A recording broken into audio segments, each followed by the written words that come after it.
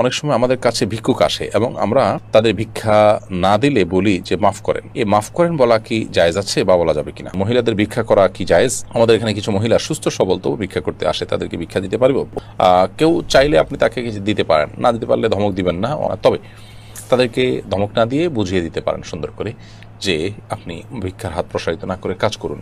ভিক্ষা এটা কারোর জন্য প্রশংসনীয় নয়, সেটা নারী হোক আর পুরুষ হোক, সবারই কাজ করা উচিত। অতএব পুরুষদের জন্য যেরকম ভিক্ষা করাটা অনুচিত, মহিলাদের জন্য ভিক্ষা করাটা একইভাবে অনুচিত। একান্ত নিরুপায় না হলে মানুষের কাছে হাত পাতা এটা উচিত নয়। আপনি তাকে বুঝাই দিবেন, আর যদি আপনি তাকে না দেন নিরুৎসাহিত করার জন্য, তো সেটা একান্ত আপনার ব্যাপার, অবশ্যই না দেওয়ার রাইট অধিকার আপনার আছে। মোহাম্মদ নাইম আপনি লিখেছেন, অনেক সময় আমাদের কাছে ভিক্ষুক আসে এবং আমরা তাদের ভিক্ষা না দিলে বলি যে মাফ করেন। এই মাফ করেন বলা কি জায়েজ আছে বা বলা যাবে কিনা?